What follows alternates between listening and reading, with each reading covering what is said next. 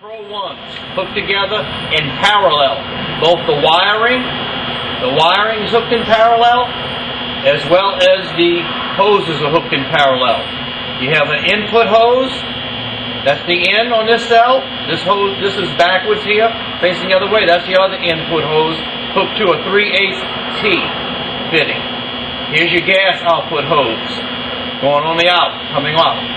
This is coming out and going into the bubbler tank where the gas is collected, and then you have your output. Now keep in mind, these must be hooked in parallel. Both the hoses, with the use of a vacuum 3/8 T, and the wiring hooked in parallel. The illustration's on the internet in the manual. You can't see the other side of this. Now, when we look at this closely, the output hose is coming out of the bubble tank, as I mentioned. It's passing through a professional flow meter made by a company that only produces test equipment specifically for different types of gas. This one's designed for hydrogen, HHO gas. This is a professional meter. It's not to fill up a liter of water in a bottle, put the tube in and all that foolishness. Yes, that may work if you got it accurately, but this is the way a professional checks it. Hydrogen comes out in a pulse, not a steady flow like your compressed air does out of a compressor air nozzle. So make no mistake about it, pulsing is the way it does it. This cell, these two cells hooked together, drawing between 24 and 30 amp. The battery charger is not on. You see the connections here, but we're running off a 12-volt battery. The charger is on right now. We're going to turn it off. Got to turn that off. We're turning it off now. The battery charger is off. The amps are off on the battery charger. We're running straight on 12 volts. Look at the output here. It's a steady 4 to 4.5 and going up to 5 and sometimes 6 at 25 to 27 amps. You can see it. The reason why you have that type of surging right there is because if you look at the dry hydrogen cell, the fuel cell, you'll see it takes time to recover as it surges the gas out into the tank and fills up. You're looking at the inside on this cell and the outside on this cell. One's facing the opposite way, so you can see the difference. Now, when you look at these closely, you're probably wondering now, at this amp draw and the type of gas that this is putting out, hydrogen gas, what actually is the temperature? You probably think they're frying. They're not. The in line is going to be the coolest line. That's where the KOH electrolyte distilled water enters the cell. It's running at 89 degrees. I don't know if you can see that. 89 degrees. I'm holding it there so you can see it. Now on the outside, you're going to run a little warmer.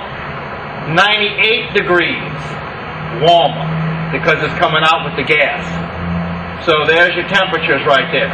Very cool running cell, despite the fact, if you look back here at the meter, we're putting out 4 liters and more, between 4 and 6. It's surging right now. We're getting a little vapor in there. It's causing the ball to stick. That's why it's a little erratic. If you look closely, you see a little vapor. That'll dry out.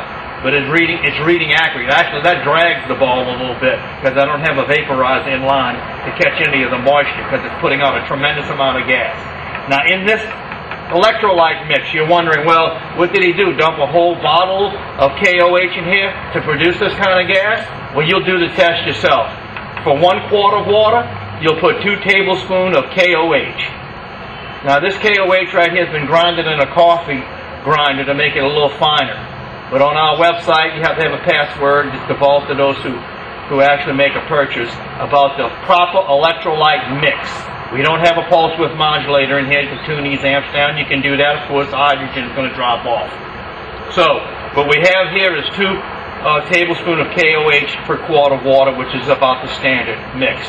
If there's a variation in that, and you look at your amp meter, that tells you how strong the electrolyte is, and that's what you go by, the baseline.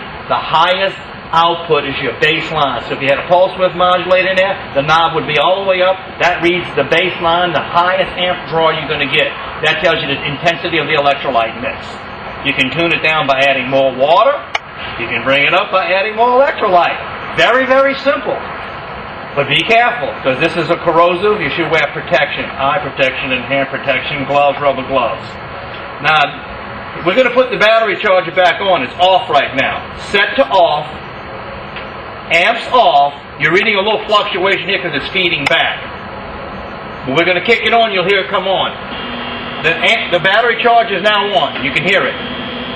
You hear the fan running? And look at the amps. Okay, it's right under, it's about 15 amps. It's fluctuating because the unit's getting a feedback from the amp draw on the generator, the dry fuel cells. Okay? But nonetheless, when we kick that in there, this thing blows hydrogen. Now look at the back pressure in the reservoir. You can see it right there. You can see it bubbling. This is the back pressure needed for this gauge to work properly. You can't just shoot the hydrogen air for this to work. Okay? So there you got the back pressure. You can see the intensity of the bubbles. If you look closely, you'll see them. And you can see the amp draw now is it's about 25 to 30 amps right there because we have it set to low, the battery charge. I don't even want to kick it up high. It's not necessary to put that much amperage into this system right here. This is enough to run a tractor trailer. A big tractor trailer. You don't need a whole lot of hydrogen like many people want you to believe. On a diesel engine, yeah, you can put a lot more hydrogen in it. When you're fooling with computerized fuel injection engine, you got to be careful that you don't overdo it. You don't need it. The ratio is on our internet site under electrolyte mix, LaBellasAutoRepair.com. Now we're going to turn the battery charger off again. It's off. Amps down. No fan running. That's off. You don't believe it's off? It's off. Now, look what we put now. Off a straight battery. 4 to 5 liters per minute. There's your gas line. Look at the intensity of the bubbles. Slightly reduced with the battery charger off. Slightly reduced, but it's still pumping a lot of gas.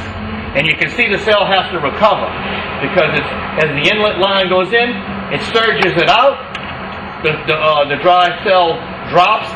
The electrolyte drops, but it immediately fills back up. That's why you get a fluctuation in amps. But nonetheless, this line right here is solid, liquid. You don't want gas coming up this line. If you do, you got air in the system. It's not properly bled. This line should be relatively clear, solid. This line pumping gas and liquid. You may get a few bubbles once in a while, but that's not a thing to be concerned. But if this line looks like this, you got air in the cells. It's not properly bled. See the internet. Look at the manual. Thank you for watching this generator, fuel cell generators, and the demonstration here. Check our website. These are the best dry cells right now on the market. We say that because this little cell, don't be fooled, produces a lot of liters per minute. Thank you for watching.